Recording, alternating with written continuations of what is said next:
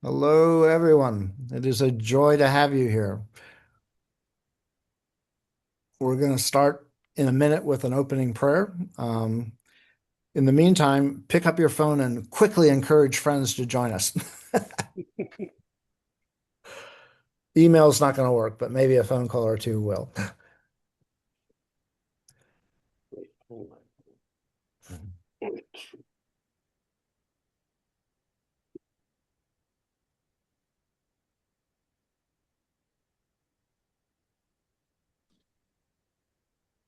Hello, everyone. My name is Deborah Resley. I'm joining from Portland, Oregon. I'm the Advocacy and Social Justice Chair for the subcommittee in First Pres Church in Portland. I'm glad you're having this.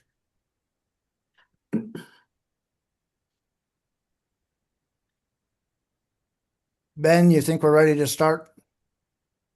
Yeah, I think we can start whenever the spirit moves.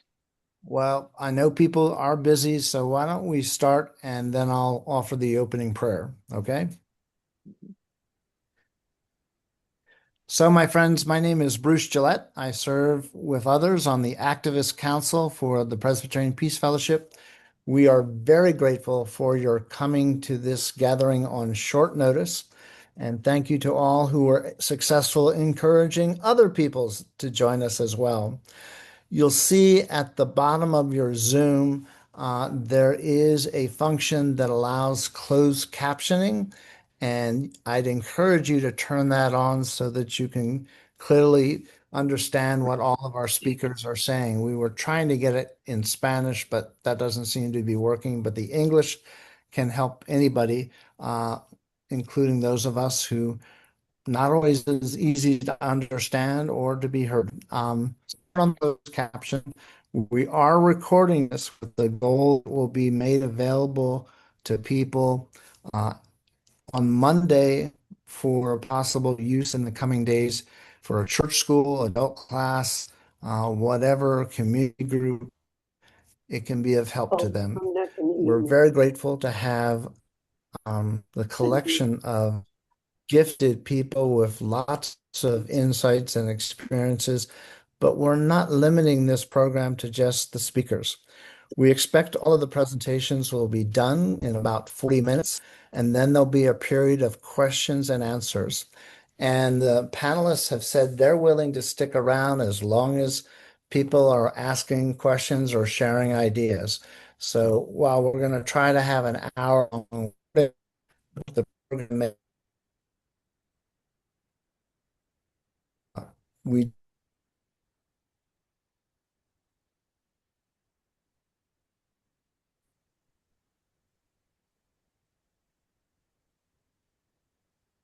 Okay. I seem to have lost Bruce. Is that true for everybody else, or am I the one who's okay? All right. Well, I'll keep us going then and wait till he gets back. My name is Ben Daniel. I'm the pastor of Montclair Presbyterian Church in Oakland, California, and I'm a member of the PPF Executive Committee, and I'm also a part of the Presbyterian Peace Fellowship's Peace Church Working Group, and I'm a writer. And I'm doing a lot of things, but right now, what I'd like to do is maybe ask God's blessings upon us as we gather to discuss what I think is a weighty and important moment in the life of our world, in the life of our churches, and in the life of the American soul. May God bless us and grant us wisdom and perhaps even good humor for the work ahead. So thank you all very much. We have the plan for today is we have a couple of steps for this webinar that we're going to start by hearing from a group of panelists. The panelists will speak for 5-6 minutes, and they will introduce themselves before they speak. But they include pastors and theologians and people in the United States and people in and from the from South America, Venezuela, and Colombia. And after that, we'll have a period of time, as Bruce was saying, to ask questions. And so let's start our presentations with so that there's plenty of time to ask questions. And actually, Bruce was going to go first. He is no longer here. So, Neddy, I would like to introduce you. If you could pass the baton to you and you could introduce yourself, I would be grateful. Thank you very much, Ben. Buenos dias, good morning, and undoubtedly asking for God's presence in our midst as we talk about Venezuela and the U.S. I am Reverend Dr. Neddy Astudillo. I am a Venezuelan eco-theologian and Presbyterian pastor based in the U.S. and coordinator of the Spanish Climate Justice and Faith program at the Pacific Lutheran Theological Seminary. So when I was thinking about the title of our gathering today, Faithful Responses for Churches and Individuals, I thought of different populations: Latino churches, Anglo churches, Venezuelans in exile, and people in Venezuela. And I realized that the same narrative doesn't fit all. There is a lot of pain, frustration, fear, hunger for justice that need to be respected and held with compassion. Following Ezekiel's wisdom of a time for everything, the reality is that different people are interpreting this time from different perspectives. There are people with whom I cannot have a reasonable conversation yet, from all sides. But those who are seeking discernment, clarity, in the midst of a very chaotic developing situation, there are a few things that I think we can all keep in mind. For one is that most Venezuelan people want a prosperous Venezuela. How we get there and what it means, it's a matter of debate. I have been challenged and need to clarify where I speak from. I am a pastor. I am a Christian. I am a Venezuelan and U.S. citizen. I studied sociology and lived in Venezuela until age 24. I left Venezuela before Chavism began. I had lived in the U.S. for the last 33 years and visited Venezuela several times, but my last time was in 2011. A quarter of my family have migrated to the U.S. A handful are U.S. residents or citizens, but most had temporary protection status. I am an environmentalist, and I have been working on environmental and climate justice issues since before I came to the U.S. How do I faithfully respond to churches and people in regards to Venezuela depends on who I talk to. And here are some conclusions for me, where I am standing today. If we want to talk about Maduro, we can avoid the use of the word president and acknowledge the repressive measures that he has taken to stay in power. If we want to talk about U.S. colonialist power, we also need to recognize the presence of China and Russia interest in the country. When we seek to be in solidarity with Venezuelan people, let's not only talk about those suffering in Venezuela, but also the 600,000 in the U.S. whom recently lost their temporary protection status and are living in fear daily that one day may be deported and separated from families, jobs, careers, properties. People are not ready to go to Venezuela. Let's defend immigrants' rights while they are here in this country. Most Venezuelans that celebrate U.S. military actions do so because they are tired of international diplomacy efforts that have borne no fruit. In the last few days, I have several good friends in the United States that have come to me and said lovingly, "I've been thinking of you." To that, I need to respond, I have also been thinking of you.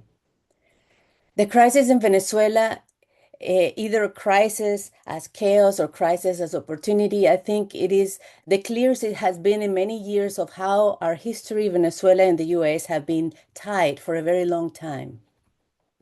In my young years, it was through the International Monetary Fund lending millions of dollars to Venezuela's government, but requiring taking social measures that kept Venezuelans dependent on investments, international investments, and corporations to refine Venezuelan oil.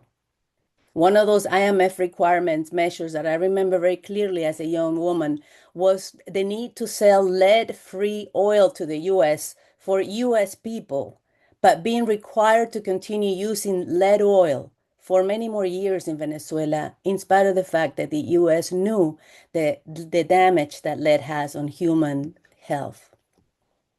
This was while US oil corporations ruled Venezuela's oil companies.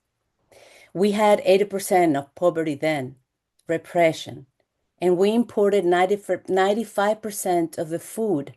We abandoned the rural areas and our knowledge of knowing how to grow our own food. Today, Venezuela also suffers high levels of poverty, but is producing almost 100% of its food. I don't say this to say that Maduro's government is good. I say this because I am concerned that any changes now that Trump is saying that Venezuela will have to buy US-made products means that Venezuela's food security will go down the drain once again. So what does it mean for Venezuela that now it needs to buy US products? I don't think that we know that yet. But this morning, I already received an AI produced video saying that now Walmart, Target, Amazon, Starbucks, Pfizer, and other similar companies were going to be starting doing business in Venezuela. Who will produce these products? Who will make sure that people get paid fair wages? Who will provide medical insurance? Where will the waste from increasing products go? Who will be responsible for building waste management facilities? From this reality, one may understand why Chavez decided to nationalize the oil industry when he did and not renew contracts to US oil companies. I am concerned, and I will end with this. A faithful response from US citizens means knowing your history of economic intervention and US sanctions in Venezuela. It means leaving behind the area of colonialism and empire building by working for climate justice, where we move away from fossil fuels, and also question the advances of the green economy that also threatens to develop new types of extractivisms in other people's lands, eroding democracies and indigenous people's rights, like it happens now with the case of the lithium necessary for solar panel batteries or minerals for EVs. The situation is complicated, but we are all involved.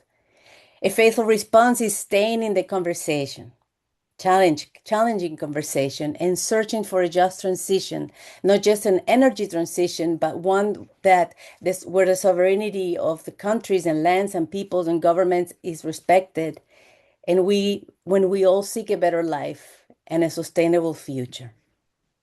Don't just think of me. Think of how our lives have been intertwined for many, many, many years. Some may say up to 500 years. I am concerned that President Trump proved his project is to turn Venezuela into a country of mere consumers. If so, a faithful response should consider divesting from these oil companies, boycotting oil. Don't just think of me. This military, police, and economic intervention in Venezuela touches on the limits of the planet. So it is an issue that should be a matter of all of us. As an AP News article said this morning, President Trump, both in his first and now second term, has repeatedly dismissed the scientific consensus on climate change and rolled back environmental and clean energy policies. And Venezuela's oil is one of the dirtiest crudes that exist.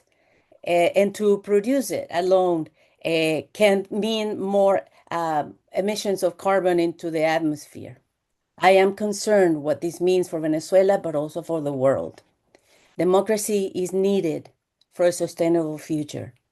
And we need to keep working to protect democracy in the US soil as well as we seek justice for Venezuela. Thank you.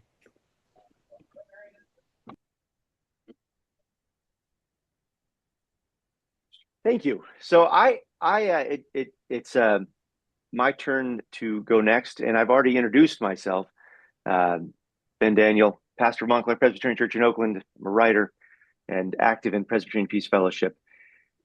What I want to talk about is the importance of churches actually addressing issues like this in worship, from the pulpit, in prayers, pastorally. One of the problems that we face is that those of us living in the United States are living in an empire. The United States is an empire. It has always been an empire. It stretches across an entire continent and then has continued to gather unto itself territories either directly or indirectly around the world. And one of those would be Venezuela. And the way the United States has acted in Venezuela it's entirely consistent with the United States history of being an empire. And we have to speak out against empires because empires are invariably evil. Empires, in order to survive, must engage in exploitation and violence. Without exploitation and violence, there can be no empire. And to say that the United States could somehow be a good empire, as many do say in the United States, that is a stunning example of American exceptionalism, that we could succeed where no other empire has ever succeeded. So we in the church have to speak out against the empire. And as we do, we can speak from a rich biblical tradition, because the Bible, if you read it through a certain lens, you can see that the Bible records people's interactions with empires, starting with the Egyptian Empire during the time of the Exodus, going all the way through to the Roman Empire. So you have, the Egyptians, the Assyrians, the Persians, the Greeks, and some smaller empires. And every empire that the Bible describes, it condemns. And yet the church, over the years, has read the Bible, memorized the Bible, allowed the Bible to guide it, and has done a remarkable thing in that since about the 4th century or the 5th century, the church has pretty much aligned itself with empires, despite what the Bible has told it to do.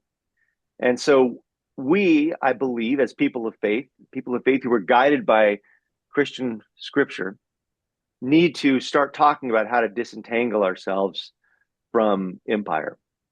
And that's a hard conversation, and it's more than I could ever begin to cover in the 5 to 7 minutes I have here. But I hope that we can talk about it. And talking about United States involvement, recent war on Venezuela, is a really good place to start talking about how we can disentangle ourselves from the malignancy of empire. So, Sarah, I'm going to pass the torch to you. All right. Well, thank you very much, Ben and Neddy, for sharing your reflections with us to start off. My name is Sarah Henken. I'm a PCUSA minister from the San Fernando Presbytery, but living in Barranquilla, Colombia, where I moved partway through my time as a mission coworker with the PCUSA. I served for 15 years, and part of that time I was regional liaison for the Andean region and got to know the Presbyterian Church of Venezuela fairly well in that time through my visits.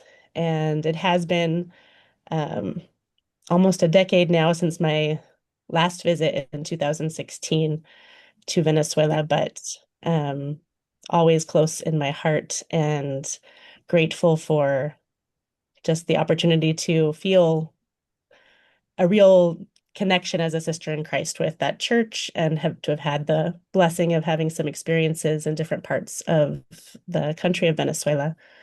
And of course, here in Colombia, we're also concerned these days about recent events, not only the attacks on Venezuela, but some of you may or may not be aware that the boat strikes that have been going on since September and are apparently intended to continue. Some of those have been off the coast of Colombia in the Pacific. So just a lot of issues of concern here, and now threats about potentially invading Colombia if Colombia doesn't behave the way that the US government wants it to behave, and needing to see that in the already very complex dynamics of a local presidential election cycle. We'll have elections in the next few months here in Colombia, and President Petro will be finishing his term in August, regardless of what happens. But to see, threats of removing him anyway, even though he's already on his way out. It's just very concerning because you can't take anything too lightly that comes out of President Trump's mouth. But yeah, I've been thinking about what could I add to this conversation today, and I think I find myself being guided um, in all of this, trying to stay rooted in some just certain values and things that I know I always want to affirm. And these are very much things that grow out of my faith and a Reformed tradition, to just a fundamental affirmation of human dignity, and yes, of all human persons. I do my best to keep that in mind, even when speaking about the president of my First Nation that I was born to, and all others, to keep that always present in the way that I engage in the world, and the sacredness of all creation, including the world that is not human or even animal, but the rest of creation, and our water and the rocks and minerals and trees and all of this that is seen as good and beloved by God and is part of the created order that we live in. I think it's important to maintain always a self-critical lens. And I hold this as an individual, but also try to lift it up for the churches that I am part of, and as a member of a broader society or as of a nation, thinking about what are the things that we need to really examine. So the idea about empire, for example, is one of these things that we must be very attentive to. But also, as part of that too, being self-critical and being willing to listen to different perspectives, willing to acknowledge what may be true in someone else's perspective, even if I generally find what they're saying distressing or abhorrent. There might be elements that I could find common ground with or be taught by. So to stay open enough to hear that. I don't want to go into kind of both sidesing, because we don't always have two equally valid points or equally valid sides in an argument or a conflict. But I do try to stay open to listening so that we can find a way through those differences. And also having an unwillingness to repeat propaganda. And this is something that I think our language is really a key element that we need to be attentive to in these days and with this kind of situation that's going on. We've seen this in the Trump administration in general, I think in the first term, and certainly today still, we've seen the issue where the media has failed society by opting to simply quote what he says rather than to interrogate its truthfulness and accuracy and validity. So if we simply say, President Trump says this, we don't say anything about, is that true? Did that happen? Did that not happen? Then it's really difficult. And obviously, we do see a lot of people questioning right now, for example, questioning the narrative that the administration has been selling about the killing of Renee Nicole Good a few days ago in Minneapolis. And that insistence on telling falsehoods, the blatant falsehoods, and expecting them to be taken as credible is seen as an assertion of power. I didn't make note of the name of someone whose commentary I read on that yesterday that really rang a chord, that to insist on having the power to just totally reshape reality and have no one question your callousness in doing that, that's a real act of arrogance, and it's something that we should be afraid of. And I found I was frightened after hearing the news of the attack a week ago on Venezuela, thinking, now what's going to stop these people? They've been pushing the limits and crossing the line continuously. And, we've seen they spent months planning this elaborate military attack and have apparently no pushback or, refusals to be part of it from the part of the military and the armed forces. So what else might they continue to plan? And where will the people we try to think are good people who are out there working for these agencies and everything, where is the line? And those are the questions I think are hard questions, and our churches can help us wrestle with those. I think the one other thing I would just say, I said a little bit about, but I didn't go into in depth, is the question of the language that we use. and how important that is. And so just to be aware of the different weight that the terminology that we use to talk about what's been happening with Venezuela carries and how that shapes our understanding of it and works to kind of create a narrative around what is just and what is true. Are we talking about whether Maduro was captured or sequestered or kidnapped or abducted, military extraction? These different terms carry different weight and different meanings to them. And what are we declaring? Because if we say he was captured, then that implies already a judgment that he was a criminal who is a criminal who deserved to be captured and that it was appropriate for him to be removed in that way. The subtleties of our language, if we talk about surgical operations that, limited bloodshed and things like that, that erases the bloodshed that there was. And it erases the fact that, this was an attack. It wasn't surgery. It was not medical health care. So really, what are we saying when we choose some of these words? And what does it mean to talk about democracy? I mean, really thinking about whether the US can do good in Latin America is one of the things I've seen a lot of kind of debate about, and people remembering history of past US involvements in supporting oppressive regimes that have taken over democratically elected governments in different places over the years and in various ways. Whatever the US has done, the clear thing is that it's been done motivated by self-interest, first and foremost, more than any kind of altruism or real care for democracy, only to the extent that it's in self-interest as defined by the powers that be. So I think we need to be honest about those things and to be honest about, what we think we could possibly do as US citizens and as churches that are part of the United States, to speak up in just saying enough is enough. And I think a lot of people have been speaking up and working and doing what we can. I think it's a hard situation right now because we have a government that is not really respecting the rule of law or the institutions that used to hold a lot of weight. But, we need to do what we can and insist on telling the truth as we understand it, the best that we can, regardless of the costs, because there have always already been such high costs for so many people. That's what I have at the moment.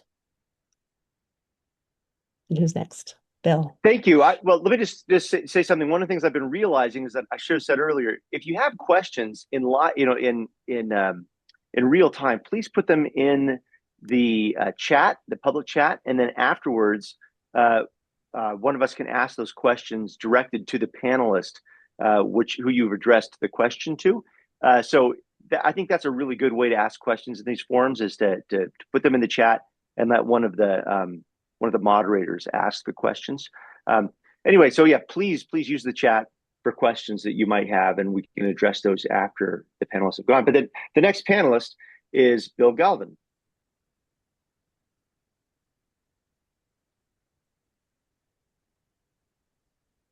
Bill, are you here? Oh, you know what, Bill, you need to unmute yourself.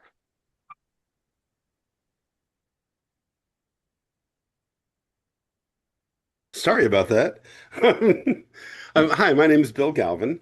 I'm a longtime active member of the Presbyterian Peace Fellowship. I'm currently on the executive committee. I'm also active with the Peace Church Working Group. And I work for the Center on Conscience and War, which was founded back in 1940 to protect the rights of conscientious objectors because of how poorly they were treated during World War I. It's a long story I won't get into, but everyone should know about that. It's pretty awful. And so a lot of my work these days is with active duty people in the military, many of whom are, at this point, raising questions about what they are being ordered to do. And I have had a few calls specifically about, Venezuela.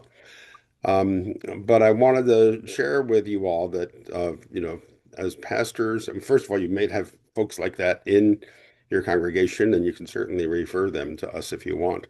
But also, as you have younger folks, being raised in your congregation in the care of the church, they are likely to be having questions about some of what's going on and want to give voice to their their feelings as they are growing up in this culture and in this context.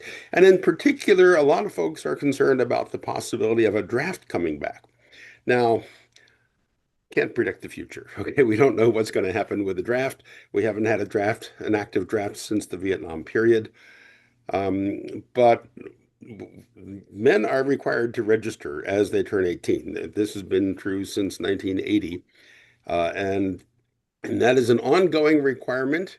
And part of the question for some folks is, well, should I register? Is that somehow, being complicit with war in ways that my conscience won't allow me to do? But what's significant in terms of what has changed recently is Congress has recently passed a law that will go into effect next December that no longer will men be required to register for the draft, but Selective Service will automatically register them from data banks that the federal government already has, Social Security, IRS, whatever it is. They will do computer cross-matching and automatically register anyone who they think is required to register for the draft. So right there, that takes away agency, a matter of someone making a choice as to whether or not they feel they can comply with this kind of law. But also it means people are going to be registered. Probably a lot of people who shouldn't be registered will be registered. And with that, we think that whole thing is going to be a mess when it happens. But folks are going to find themselves registered for the draft, having done nothing to register for the draft and being concerned about, well, might I be drafted? And so you should know that under U.S. law, it's pretty clear that conscientious objectors, people who, because of their ethical, moral, or religious beliefs, feel that it is wrong to participate in war, those folks cannot be drafted and forced to go into the military and fight. That is part of U.S. law.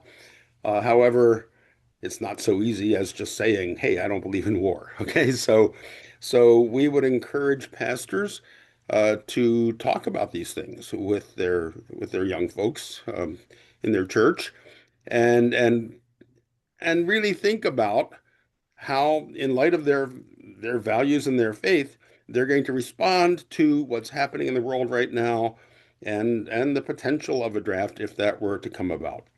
Um, the Presbyterian Church supports conscientious objectors. We've had that policy going back since before my time, and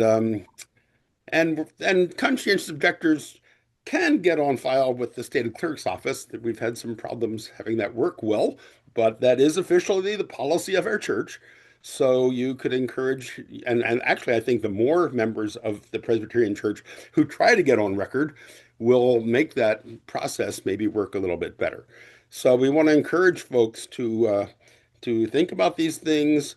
I would encourage folks to, specifically talk about these things as part of your Sunday school or even your sermons, to raise these issues for folks. And I would encourage people to write a statement of what they believe. And I would say, even if you're not young and facing a draft, I would encourage all of us, okay, write a statement about what you believe and how you feel about participating in war. You will find that's not as easy as it sounds. But we encourage folks to do that. We're going to send a handout. It's going to be something we're going to send out later about things that people can do, starting with young folks, when they're young, about keeping track of their activities, fighting, trying to fight against, bullying in their school, things like that. And so we encourage folks to keep track of their engagement and involvement around saying no to violence, and write up a statement of what they believe, because if the draft did come back, people would have a very short period of time to actually submit an application and go before a draft board. And the more you have thought about this and talked about it with your faith community, uh, the better job you're going to do and the more convincing you're going to be to a draft board. It's not just a matter of saying, "I don't believe in war." You need to show through things you have done with your life, and through other folks who can testify about your integrity, that this is an important part of who you are so that you can prevent yourself from being forced into a war that you don't believe in. So that's the main thing I wanted to share today. Mm-hmm. All right, and now we move to Ricardo. Good afternoon. Hello, everyone. I'm speaking from Caracas, Venezuela. I'm a Presbyterian elder. I live in the United States in Los Angeles from 1991 to 2015. I became a Presbyterian when I came to the States. I graduated from San Francisco Theological Seminary in 2002. I was a commissioned lay pastor in 3 different presbyteries, Pacific Presbytery, Los Ranchos Presbytery, and the last one, San Gabriel Presbytery. I was the pastor for the Spanish language ministry there until 2015, when I made a personal decision after living 24 years in the heart of the empire to come back to my home country. Difficult decision. Everyone told me, you're crazy. You got what most of immigrants want in the United States: good education, nice house, everything. I also became the National Associate for Latino Relations for 10 years, based in Washington, D.C., from 2005 or 2015. I did a lot of lobby in the U.S. Congress around U.S. poverty and also hunger and food insecurity. And I work in different coalitions with immigrant rights. And I finish with this because this is not about me, it's about Venezuela. At one point, I became the chair of the moderator of the National Hispanic Latino Caucus that brings together 300 Latino Hispanic churches, 200 in the U.S. territories and 100 in Puerto Rico. And also I was the chair of the Racial Ethnic Cross Caucus. I finished this about me. Around 1:30 a.m. Caracas time, all people in Caracas were awake by the bombing of U.S. military forces. The U.S. used over 200 aircraft, including drones, including jets, the more modern jets, including helicopters, and including bombers. There were like over 20 bombers. Now we have over 100 people already dead because this attack.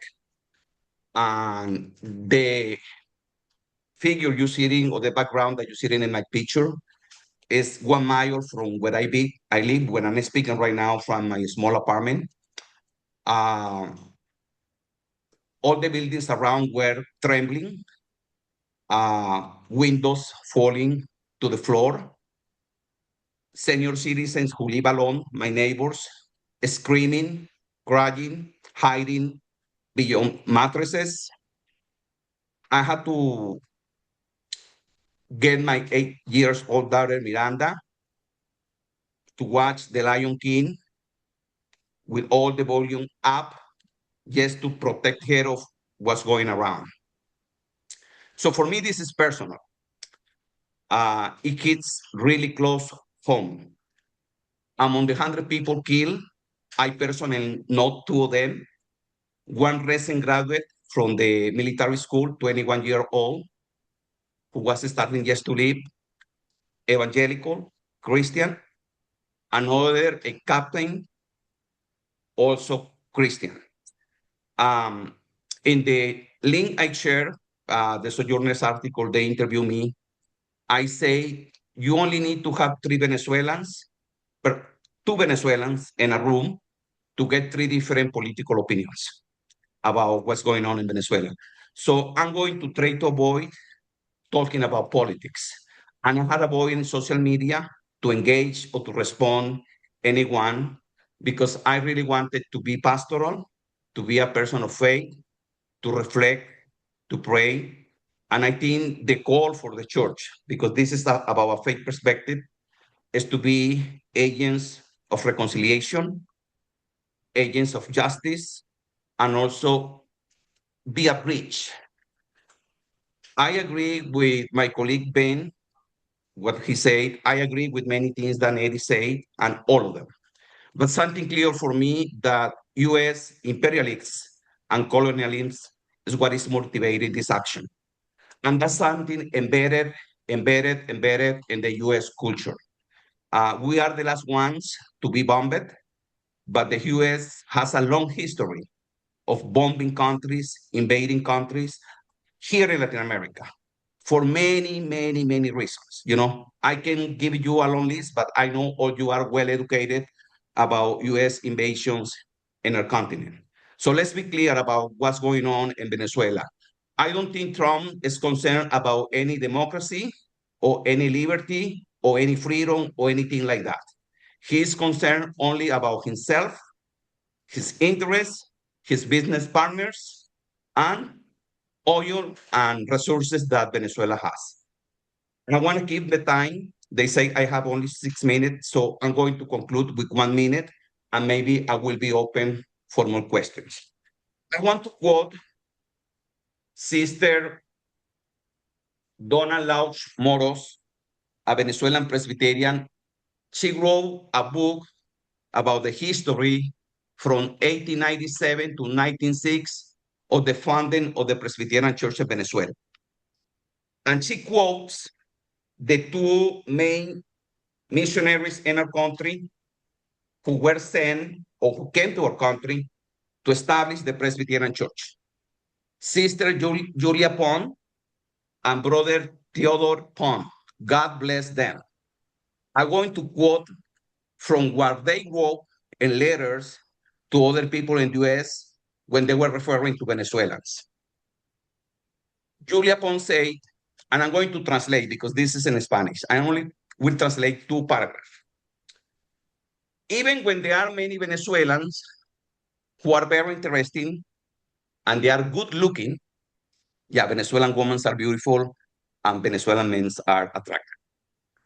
But then she starts saying, but in general, they are corrupted, they are lazy, they are irresponsible, they like to do a lot of trickies, games, they like comfort, they spend too much money, they don't think about the future, they are dishonest, they like to lie. It's really difficult for the energetic American or European to understand people so different to them. Julia Pond. Now, Theodore Pond. He said, according to Theodore Pond, the progress made in the construction of Venezuela, a modern nation, has been done thanks to the Americans and the Europeans. And do. So, if that was the opinion of the 2 original founders of the Presbyterian Church in Venezuela, what you can expect from Trump and his cronies who are now ruling your country. What he did is against the U.S. Constitution. He is violating the U.S. Constitution. He is violating the U.S. law. Only Congress can declare war. But he's not even listening to the U.S. Congress. I'm open to questions. Thank you. Thank you, Ricardo. Bruce, do you want to take over the question and answer part? I don't know where you are. I think you're back on. Well, hearing nothing, I'm going to do. Let me just do a quick peruse of the chat to see if there's anything on there that should be answered. Oh, here's a question, and I don't know. Maybe one of our Venezuelan panelists can answer. What is the deal with the Nobel Prize winner wanting to give her peace prize to Trump? Is this representative of the opposition to Maduro? And I don't know who wants to take that. If Neddy or Ricardo want to address that. Who will say Neddy? Okay, Neddy. Well, I have to say, this is for what I have heard from someone who has been working for the opposition from outside of Venezuela, is that this is a political move, just a political move, to try and make sure to find a way for her to get back to the country. Maybe Ricardo has another thought too. Yeah, I mean, I'm not a big fan of Trump. You already know. He's an egomaniac. And his ego, the worst thing you can do to an egomaniac is to hurt his ego. And he was deeply hurt because the Nobel Peace Committee decided to give the prize to Maria Corina Machado instead of Mr. Trump, who ended in wars, according to his counting. So he was expecting to get the Warfare Prize. He got mad. And then now, of course, nothing he can do about it. According to the Nobel Prize rules, it can be returned. So it's done what is done. So it's a political move from the leader of the opposition to try to get Trump favor, because now in all this action, she's out of the picture. Basically, he say, no, I'm going to try to talk to the new vice president in Venezuela and to get oil agreements and to get going. So she's, for now, out of the picture. The next question I have here is a question for Bill Galvin about conscientiously objecting to most wars, but maybe not to just wars. What are the rules around conscientious objection to to most wars, but not all wars? Okay, the law in the United States is that you must be opposed to participation in war in any form. And that's been interpreted to mean all real wars. Now, folks who believe in, say, Armageddon, fighting the ultimate fight between good and evil, can qualify. And in fact, there have been some Supreme Court cases that said even though if there are particular wars you would support, the question is that real? Okay, and in the Gillette Supreme Court decision, the Supreme Court said, and this is a direct quote, unwillingness to deny the possibility of a change of mind in some future hypothetical circumstances may be no more than humble good sense, and it casts no doubt on the claimant's present sincerity of belief. So for people who accept just war thinking as a way of framing warfare, then the question would be apply those just war principles and if you come to the conclusion that no war qualifies as a just war, then you can be a conscientious objector. One more quote. Years ago, the Central Committee for Conscientious Objectors had a handbook, and the way they addressed it is like this. Some will fight only when Allah commands, and Allah remains silent. Some would fight only in Armageddon, which seems to always lie in the future. Some would fight if there were no nuclear weapons, but there are. Some would fight if certain theoretical criteria could be met, but they can't be. In the meantime, these people may find themselves conscientiously opposed to participation in war in any form, and can say so honestly. Thank you, Bill. And I would just add, I'm in the middle of writing a book on Christian pacifism, and one of the questions that I would add from my experience working on that is, you may believe that some wars are just, but do you trust the American government to tell you which wars are just? And I think, well, that's a rhetorical question. You can answer as you wish. Okay. So we have some more questions.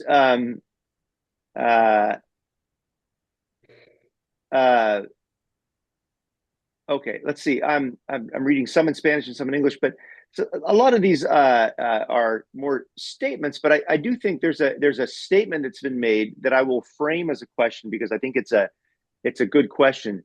It says, from the perspective of indigenous peoples, their descendants, the attack on Venezuela is seen as intervention in colonialism. As native descendants, we understand this as colonial attack. Can the church name and denounce this? How do we move together towards a decolonial way of working and organizing? And so I guess my question then for all of us to think about is how do we, and maybe Bruce, maybe you want to tackle this since you haven't actually, you got bumped off. That Zoom had the rudeness to bump you off earlier. But how do we speak in our churches? How do we speak up about this in our churches? What do we do to say more? Go ahead, Bruce. There is an excellent resource by Dick Watts called How to Preach About Peace Without Being Tuned Out. I think Bill Galvin's shaking his head affirmingly to that. It used to be on the national website. With the changes in Louisville, it was removed. I am encouraging the Peace Fellowship to put it on their website. Tom Long, who is one of the professors of preaching and a very respected academic teacher of preachers, said it was an outstanding resource. So it has like 10 or 12 points for how we can be more effective from the pulpit. I would say we can also talk about it in our pastoral prayers. I have an elder in my church who I love. Every Sunday gets up during the sharing of joys and concerns and asks for prayers for the Middle East because she has spent time there and it's dear to her heart and everybody understands that. So I think including it in the pastoral prayer can be very helpful. Lifting up specific individuals that are going to be impacted by this, whether it's a mission worker, pick somebody and have a card for them that the members of the congregation sign on Sunday, saying, "You were remembered in the prayers of the people on Sunday." After church, consider having an offering of letters.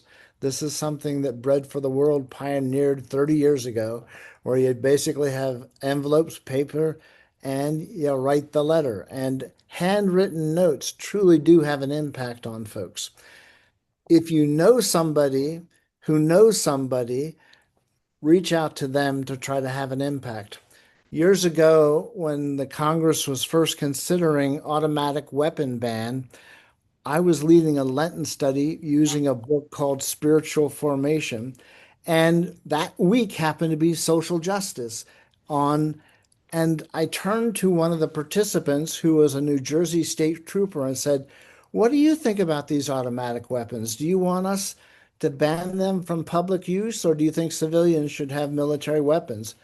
And Joe was very quick to say, "Please, please encourage the Congress to get rid of it." Well, the next morning at 8 o'clock in the morning, I had a phone call from my representative, which blew me away. He called me, not a staff person, wanting to talk because he had heard at our church we were talking about this. And the reason he heard about it was the former chair of the Republican Party in the town was part of that Bible study. And she had his personal home phone number and she read him the riot act that evening before, and he called me up that morning.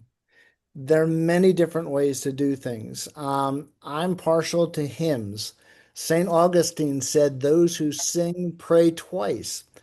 And I happen to have a bias. There's a very good hymn writer named Carolyn Winfrey Gillette that the Peace Fellowship has made use of, and Sojourners and a lot of other organizations. She has 500 hymns on different topics on her website, and they're all available for free use at Carolyn's Hymns. That's enough quickly off the top of my head. I'm sorry for my tech problems at this end. I'm glad we have others that can handle things very well without me. Sarah, did you want to add something?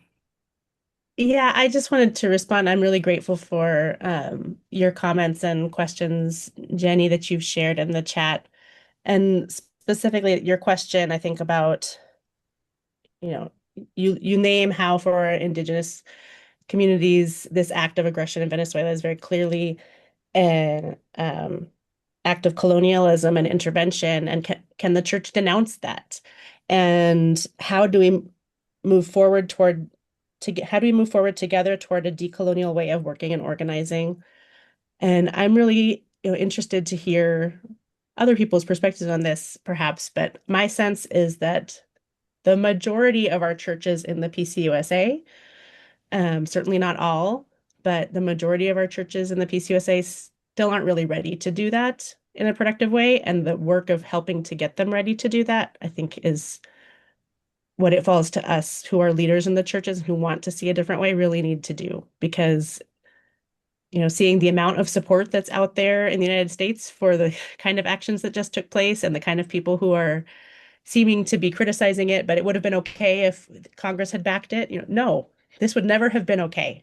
Doesn't matter if Congress was 100% for it. This was 100% not okay to think that you can just decide for another country what to do and then blatantly be doing it for your own personal economic benefit. Just no, in no way was this okay. But a lot of people want to be able to justify it or would be willing to justify it in different circumstances or are looking at it, just as one more, mark against Trump as president, trying to get rid of him or get him disqualified or removed or whatever. But it's not just about Trump. We need to look at this in terms of what does it mean for the people of Venezuela, for the territory of Venezuela, to be facing this kind of invasion, and not to think that we can be good and fix it somehow. It's not the United States' job to fix Venezuela's way of managing its life, and to be able to work with our communities on, what is our place, especially for our majority white churches. What is the wrong that we have done?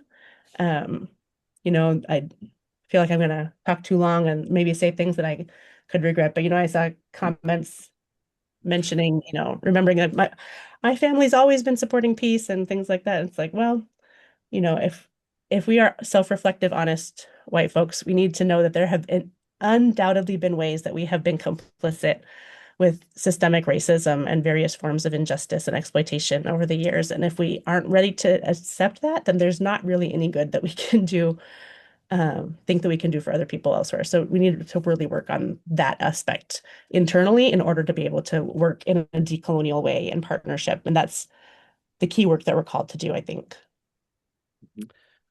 Yeah, Thank you. I'm going to call on you. Yeah, go ahead, Ricardo. And I'll say something after that. Yeah.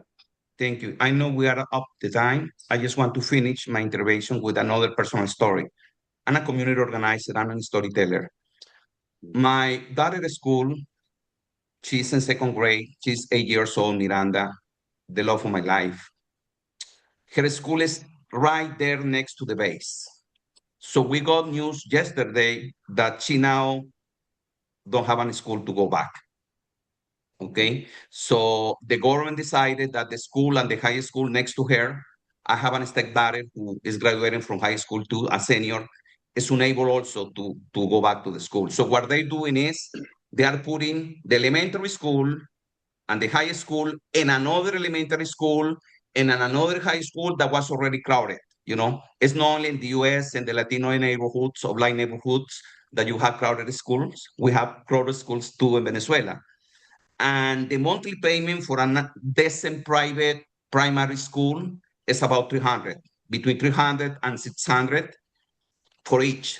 I don't have $1,200 a month to get my daughters into another school, So that's one of the implications. And there are about maybe 1,000 students between the two schools who are affected by this. So it's just no military people who were affected. The target were basically military airports and bases, but there are some houses and apartments, civilians affected. One place where they bombed in the port of La Guaira, they hit a pharmaceutical civil place, a warehouse where they have medicines and equipment for people who are with kidney problems, renal problems. So this affected about 1,000 people who depended on that to live. So thanks God, President Lula from Brazil sent a plane who arrived in the country yesterday with all the medicines that were destroyed. So it's just to give an idea that it's not just the regime, as you hear in the news, is people, real people who are affected. And the small Presbyterian church where I belong and a member, Iglesia Presbiteriana Príncipe de Paz, Pastor Cesar Julio Gonzalez, the first Sunday we decided to not host a service. And then this coming Sunday, we're going to meet online. because most of the people who attend our church are elderly people, are senior citizens. So for security reasons, we don't know when we're going to return back to the church. We are looking into how things unfold in the following days and weeks here to make that decision. Okay. Thank you. Thank you. I realize, Bruce, let me pass this off to you. We are now up against the end of the hour. And I want to say one quick thing before I pass it off to you, and that is that one of the reasons pastors don't speak up about stuff like this is because we're afraid to. We're afraid that people in the pews will punish us for speaking up. So if you are not a preacher, if you are a preacher, you know, find the strength to speak up. If you're not a preacher, find your preacher and tell them how much you would support them speaking up on issues like this, because that will go a long way to making sure the word gets out, because the pastors need support. The pastors are afraid. And so help them not be afraid. Help us not be afraid. So, And go ahead, Bruce. Ben, I think that's an excellent point. I would say not only speak up to the pastor, but speak up publicly affirming the pastor, because it's great to quietly say, "Oh, I thought what you said there was really good." It's quite another thing to say in front of a congregation, a session, that you really appreciated the prophetic witness of the church, because that really reinforces. And you'd be surprised how many people out there are quietly supportive but don't want to say anything. End of the day, we're not trying to please the congregation, we're trying to please the head of the church. We're trying to faithfully articulate what Jesus Christ wants us to do. And I love it when somebody says, "I'm not into this social justice," and the response is, "I'm into biblical justice. What are you into?" Let's go down to the foundations of the faith. I put in the chat links to the PPF statement and also a pretty good statement by the stated clerk of our General Assembly on Venezuela. One of the things I do when I get those kind of communications is I put them on Facebook, I put them in our church newsletter, I put them in the community Facebook. And I serve a congregation that is a very much mixed political theologically, but I have a little extra fallback to say, well, this is the teaching of the church. I'm just sharing what I'm supposed to be sharing here. So that can be helpful. In the end of the day, I think it's probably better to have adult discussion groups than just for them to hear it from the preacher all the time and not feel like they've had a chance to go back and forth. But there is so much misinformation out there. I mean, the idea that, for example, this ICE officer got run over by the woman who was shot has been proven very, very clearly by numerous news sources that was not the case. And so one of the great ends of the church is the promotion of truth. We need to do that. I also like the brief statement of faith where it says, the Holy Spirit calls us to listen to voices long silenced. And that, unfortunately, has too often been the case with our brothers and sisters in Christ in Latin America, in Palestine, and many places around the world. If we listen to them, we will discover that God is speaking through them to us.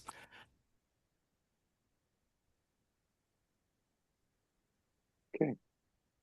Any other thoughts or questions? Hello, Monica. Good to see you on the screen. Would you like to ask a question or make a comment? You have to unmute. It'd be better if we saw your video. Yeah, I wanted to make sure Bruce was seeing the messages that some of us want you to repeat the name of the booklet on how to preach about. It's an article. It's an article, and the staff of the Presbyterian Peace Fellowship has been reminded of it. And if you just drop a note to them, hopefully they will post it this coming week, and it will be one of the many resources that we will be sharing in relation to this webinar. Bill Galvin had an excellent handout that we had a little tech issue with, but that'll be another good resource on COs. I am sure our friends from Venezuela and Colombia have some links they would like us to share with people with good ideas and suggestions as well. Thanks. Yeah. I want to start a GoFundMe for Ricardo's daughter to be able to go to school.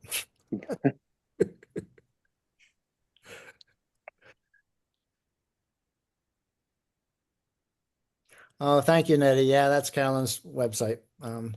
If you look under Peace and Justice, you'll see quite a few. Sojourners, World Council of Churches, all kinds of people make use of Carolyn's hymns, along with the Presbyterian Church. And again, she doesn't ask for any honorariums for it. What else can we share, friends? We can do things through worship. We can do things through education. We'd never want to short shrift advocacy. The Washington office right now is pushing strongly for us to promote the legislation on the War Powers Act. Is symbolic, but it's very important. And if you just Google Peace USA Office of Public Witness Action Alert, you'll see the link there. I'm trying to pull it up for you, but that's something people can do today, this weekend. You can email it to family and friends, and it can really help make a difference.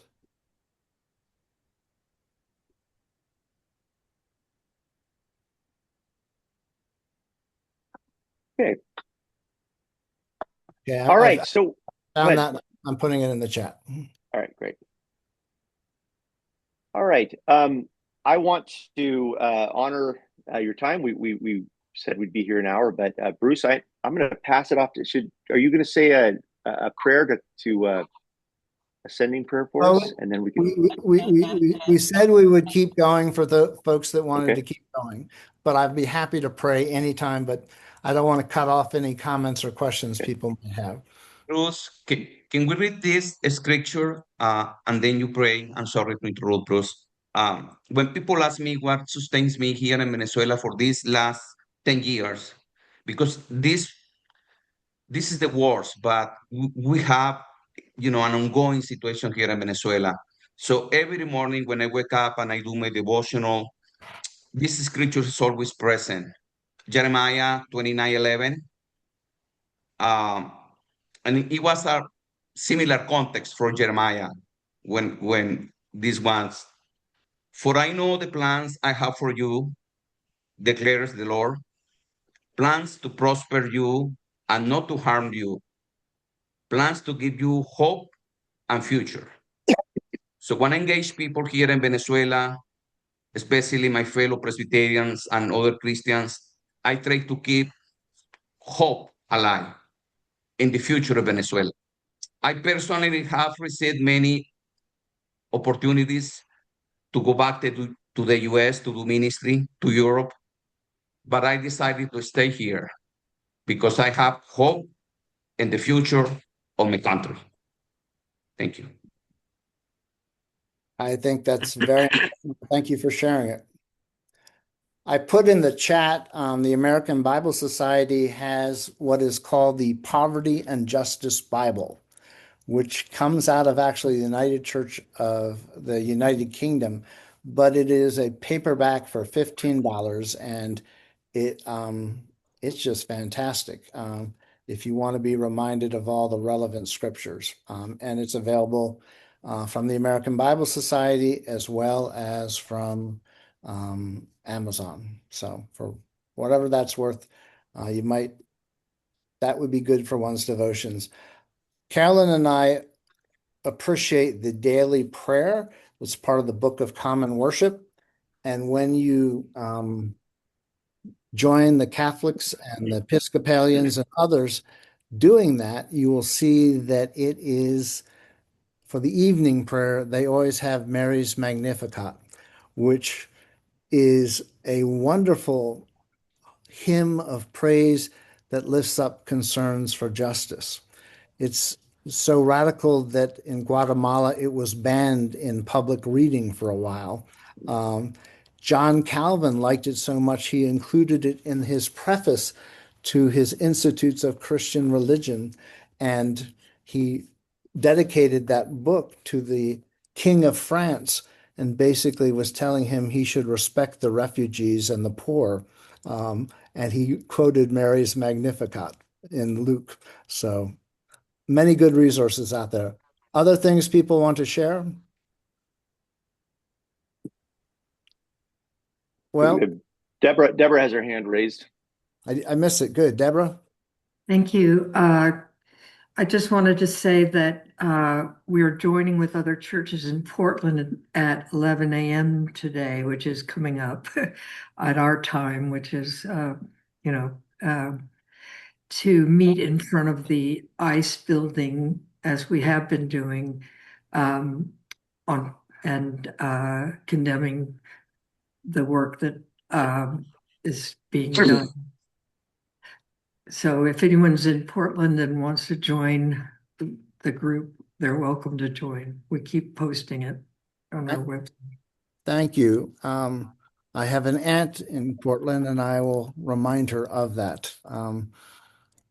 They ask that we don't bring signs. Okay. Other comments or questions? Well, I didn't get to share Mark's prayer at the beginning of this, so maybe I could share it at the end. Unless there's, I'm sorry, Fritz, good to see you. Do you have a question or comment? Fritz Morrison from New York City. Yeah, I do. I wanted to ask, and maybe Ricardo can answer this. Since I'm working with immigrants, they are offered often a chance to either be deported to another country or to self-deport. And I wondered what Ricardo would think if immigrants who fled for safety and for other reasons to stay here would come back to Venezuela in greater numbers. What impact might that have? I'm just curious because I will see these people again this coming week in court. Thank you. That's a good question, Reverend Fox.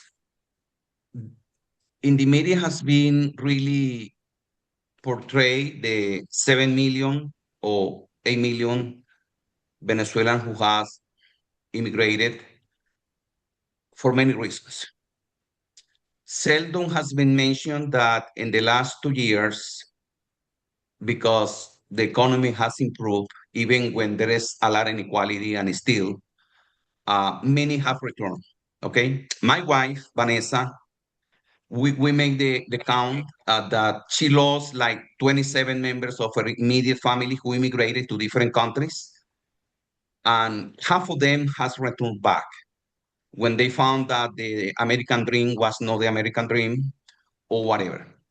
So there has been a silent return of immigrants coming back to our churches. I don't know, I can give you a number, but that is happening. The other thing is happening is that regardless of what you hear in the media about Trump and Maduro, there was a deal, and we have planes coming from the United States every week.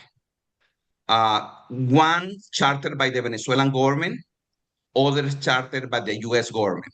So between 5 planes every week coming to Maiquetía, full of immigrants, okay? I knew that something was going to happen really close when suddenly they announced that they will stop. Trump announced that he will stop the flights. So 2 weeks after he stopped the flights, the bombing happened. I hear that they are planning to return the flights.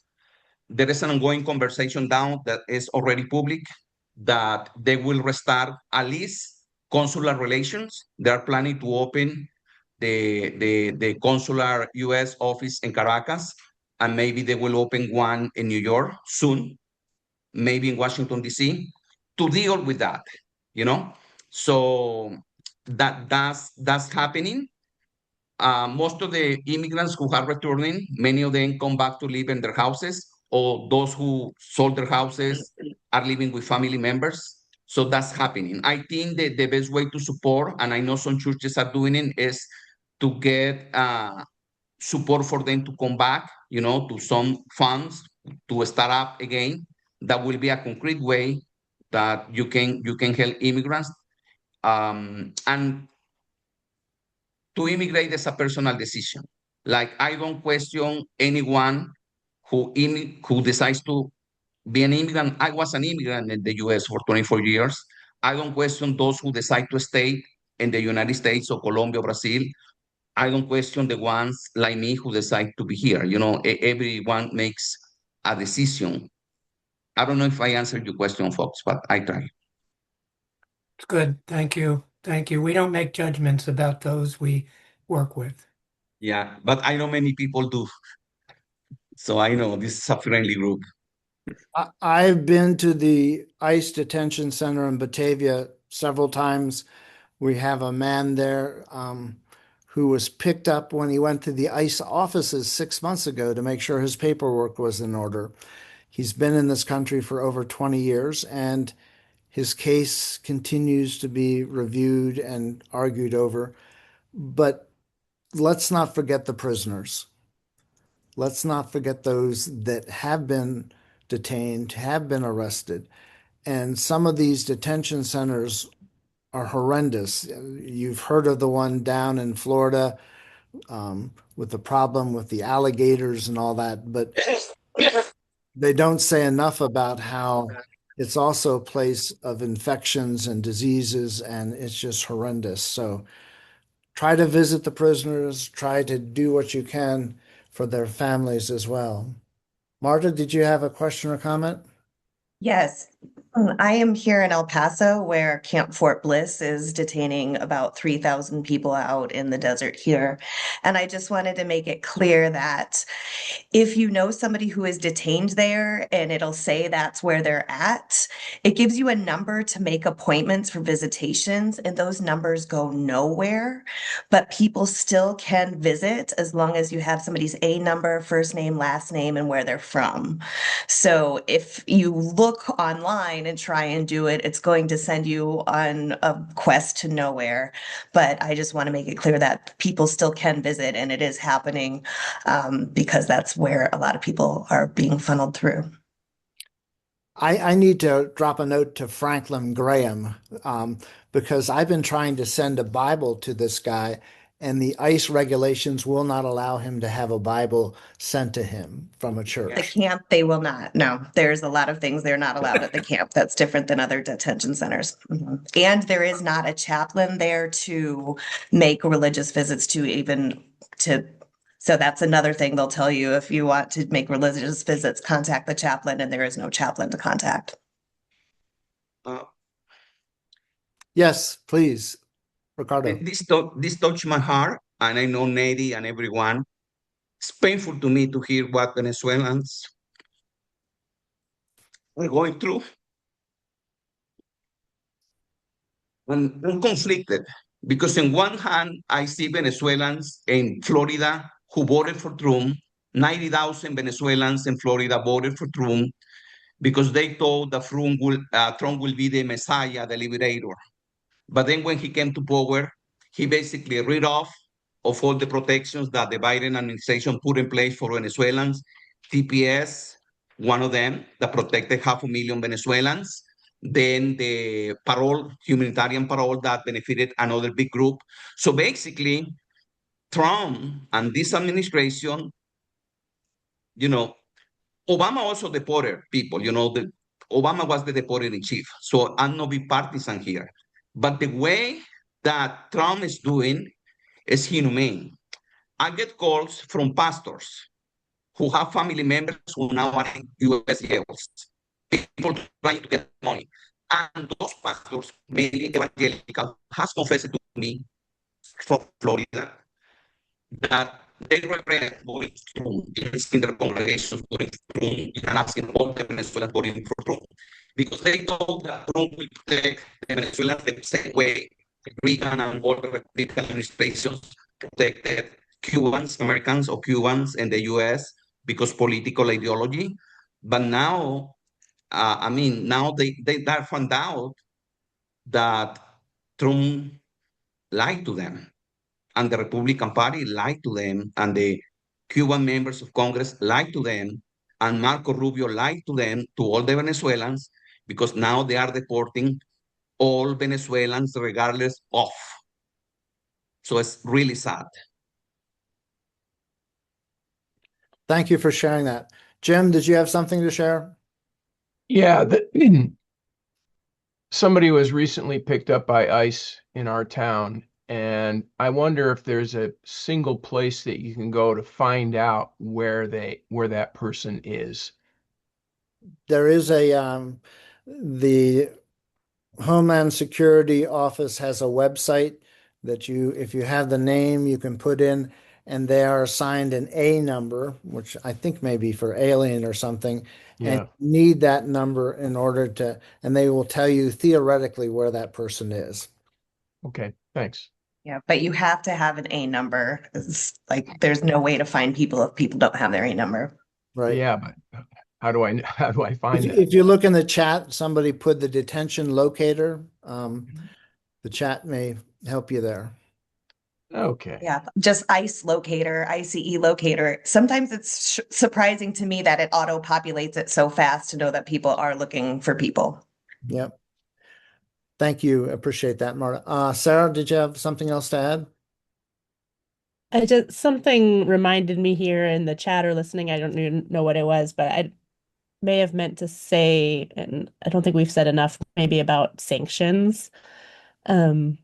And obviously, we're moving into a new day of kind of sanctions and blockades, plus just blatant takeover of Venezuela's resources at this point. But thinking about, what would the circumstances be for Venezuelans who might go back to Venezuela from the US at this point, but just for everyone who's already in Venezuela who's been struggling with the economic conditions there, I just want to make sure it doesn't go without saying, and that it's not anywhere far from our minds, that we really need to be opposing sanctions in general. I think as a principle of faith, like they, in pretty much every circumstance that I'm aware of, just create humanitarian suffering without accomplishing their stated political goals. And we have some PCUSA policy that I think is not as strong as it could be, but we do have General Assembly policy as well that supports questioning sanctions and lifts up the case of Venezuela as one example of where that has done great harm and has led even to increased deaths of people from lack of access to medical care and all of these things. So just as we're thinking about advocacy and all, to keep that in your mind as well. And as we talk about, can the U.S. do good? Well, we've been doing a lot of harm for the past decade already through sanctions to Venezuela. And that started under Obama and got worse and worse. I mean, maybe it didn't even start under Obama, I'm not sure, but I know that that was an increase. So just to have that in our minds as well as something we need to be alerted to and speaking out against whenever we can. It's a very good point. I'm in New York State bordering Canada, which is getting decimated by the Trump tariffs. Economics as a tool can be devastating on all kinds of fronts. Warren Buffett, who is hardly a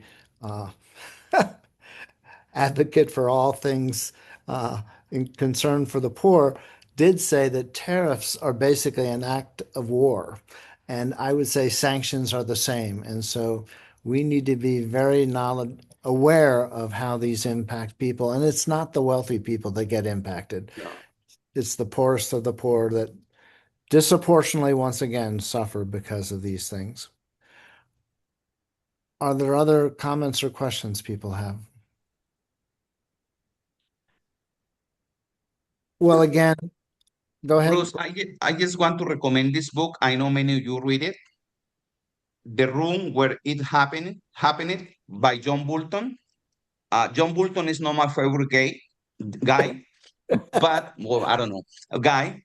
But during the first Trump administration, there is a chapter here where he talks about Venezuela Libre, and then he talks about all the plans that they did to Venezuela, and including full invasion. There were people around the room, Pompeo, Bolton himself, and others, who convinced Trump that invading Venezuela was not the best option. But I think this book is cheaper now, so you can find it cheap online. So read it. And if you don't read the book, read just the chapter about Venezuela in the book. The Room Where It Happened, John Bolton. I'm sure they could borrow it from the local library too. And Yes. other questions or comments? Really, I'm grateful for all of you who came and many who have continued to stick it out. Neddy, would you like to verbally say what you're putting in the chat? Just affirming what Sarah was talking about, and because we hear a lot of that rhetoric today, that if we blame only the Venezuelans for the disarray in its social, economic, oil infrastructure, we are definitely denying the U.S. on intervention and the impact of these sanctions. So the blame is larger than the just Venezuelans. So thank you, Sarah, for pointing that out. Okay. Anybody else want to have a final word? Well, some of us are going to vigils and protests in relation to the ICE killing of Renee, who, as I mentioned, is the niece of a Presbyterian minister. Doesn't matter who she's related to, she is a child of God, and she's not the first one to be killed. We need to de-escalate the violence, whether it's within our nation or across the Caribbean. Some like to call it the Gulf of America, but I like the Caribbean. And let's keep learning, let's keep advocating, and let's keep doing the work of peace. I'd like to close with prayer unless there's a hand going up if somebody like to have another word. All right. As I had mentioned previously, Mark is a former Presbyterian minister. Well, he's still a Presbyterian minister, but he was on the staff of the church at the United Nations. And in response to the war, the attack on Venezuela, he wrote a beautiful prayer that I tried to put in the chat and discovered it was too long. So I have put it on my personal Facebook page. So if anybody wants to check out Bruce Gillette, you can scroll down and find Mark's prayer there. There's also a quote from Martin Luther King Jr. Those who love peace must learn to organize as effectively as those who love war. Amen. So here is a prayer, and we have many that we need to keep doing. Let us pray.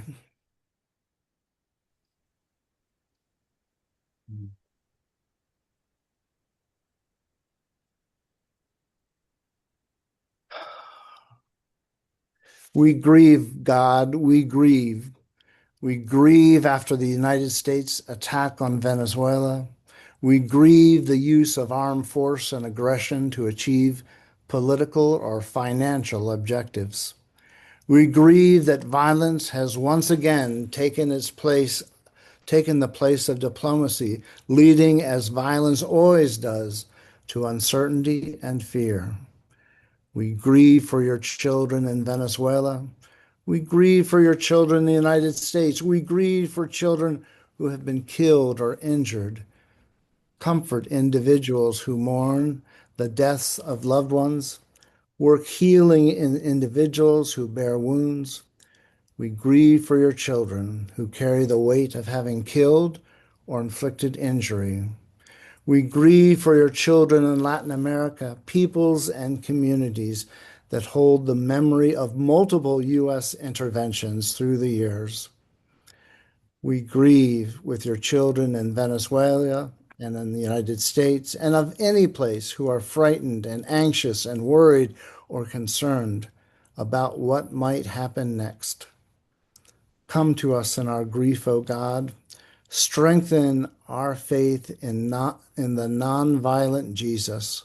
Inspire us to witness and work for justice for the people of Venezuela, for the people of the United States, for the people all over your world. We pray this in the name of Jesus. And all God's children say, Amen. Amen. Amen. Thank you all. The webinar will be posted on Monday, and you will be sent a link for it. I'll stick around if anybody else wants to chat a little bit, and then we'll call it a day and go off to protests and vigils. Thank you for doing this, Bruce. Thank you for being a part of it. We had a celebrity, somebody who was just featured in Sojourners. It was a miracle, for that to happen. I would like to ask one of the questions that I posted in Sure. the chat thing to see what your thoughts are. I do get the point about sanctions hurting many people, although I sometimes think about Russia. Well, it hurts Russians, but those I think hurt a lot of oligarchs, who are the ones who get all the money from everything. But what diplomatic tools or strategies are there? War is not a diplomatic one, and sanctions, but when there are things that do need to be impacted in the world that are for justice and humanity. I think, go ahead, Ricardo. No, Bruce, can we stop the recording? It's such a good question. I wanted the answer, but I can do that. you can do that. Thank you.